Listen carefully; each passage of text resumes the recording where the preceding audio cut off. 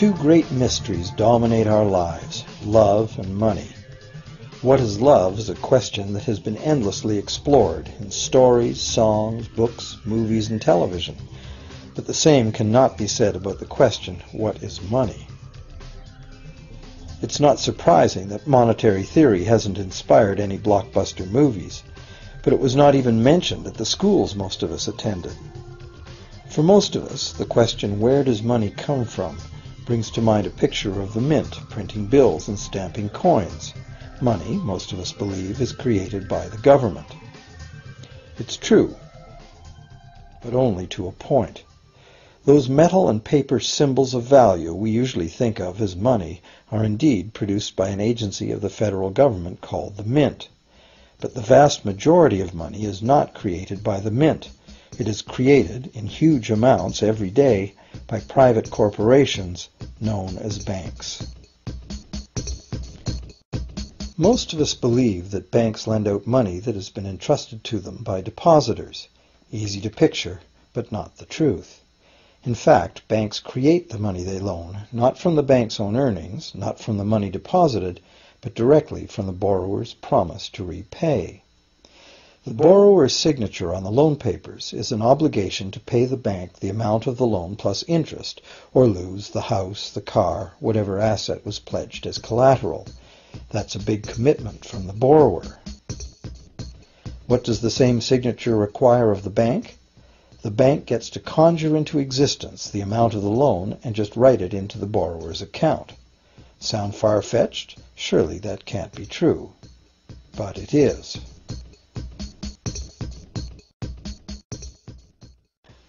To demonstrate how this miracle of modern banking came about, consider this simple story, the goldsmith's tale. Once upon various times, pretty much anything was used as money. It just had to be portable, and enough people had to have faith that it could later be exchanged for things of real value, like food, clothing, and shelter. Shells, cocoa beans, pretty stones, even feathers have been used as money. Gold and silver were attractive, soft, and easy to work with, so some cultures became expert with these metals. Goldsmiths made trade much easier by casting coins, standardized units of these metals whose weight and purity was certified. Well, to protect his gold, the goldsmith needed a vault, and soon his fellow townsmen were knocking on his door, wanting to rent space to safeguard their own coins and valuables. Before long, the goldsmith was renting every shelf in the vault and earning a small income from his vault rental business. Years went by, and the goldsmith made an astute observation. Depositors rarely came in to remove their actual physical gold, and they never all came in at once. That was because the claim checks the goldsmith had written as receipts for the gold were being traded in the marketplace as if they were the gold itself. This paper money was far more convenient than heavy coins, and amounts could simply be written instead of laboriously counted one by one for each transaction. Meanwhile, the goldsmith had another business. He lent out his gold, charging interest. Well, as convenient claim check money came into acceptance, borrowers began asking for their loans in the form of these claim checks instead of the actual metal. As industry expanded, more and more people asked the goldsmith for loans. This gave the goldsmith an even better idea. He knew that very few of his depositors ever removed their actual gold, so the goldsmith figured he could easily get away with lending out claim checks against his depositors' gold, in addition to his own. As long as the loans were repaid, his depositors would be none the wiser and no worse off, and the goldsmith, now more banker than artisan, would make a far greater profit than he could by lending only his own gold. For years, the goldsmith secretly enjoyed a good income from the interest earned on everybody else's deposits. Now a prominent lender, he grew steadily richer than his fellow townsmen, and he flaunted it. Suspicions grew that he was spending his depositors' money. His depositors got together and threatened withdrawal of their gold if the goldsmith didn't come clean about his newfound wealth. Contrary to what one might expect, this did not turn out to be a disaster for the goldsmith. Despite the duplicity inherent in his scheme, his idea did work. The depositors had not lost anything. Their gold was all safe in the goldsmith's vault. Well, rather than taking back their gold, the depositors demanded that the goldsmith, now their banker, cut them in by paying them a share of the interest. And that was the beginning of banking. The banker paid a low interest rate on deposits of other people's money that he then loaned out at a higher interest. The difference covered the bank's cost of operation and its profit. The logic of this system was simple, and it seemed like a reasonable way to satisfy the demand for credit.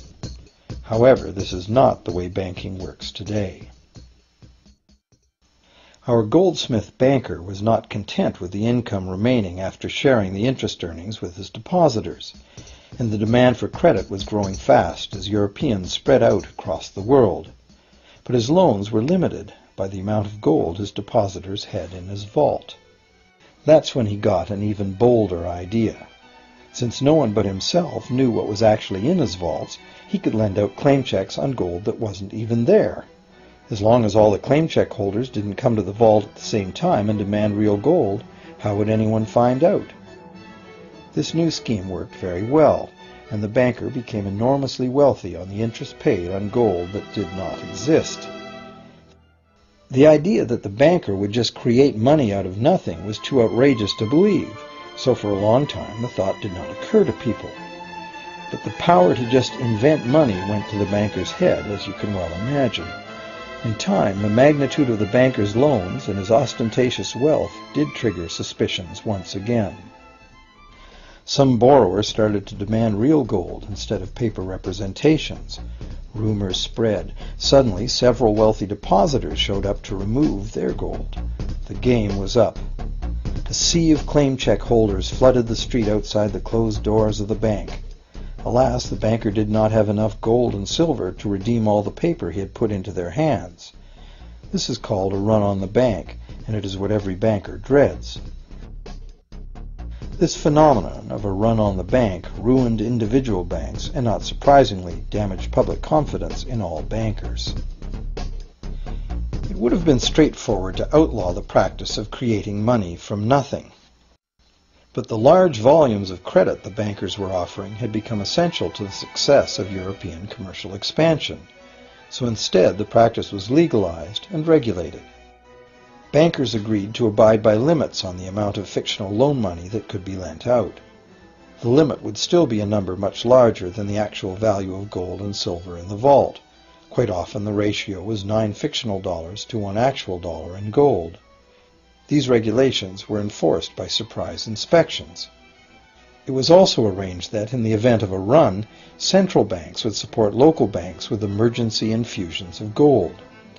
Only if there were runs on a lot of banks simultaneously would the banker's credit bubble burst and the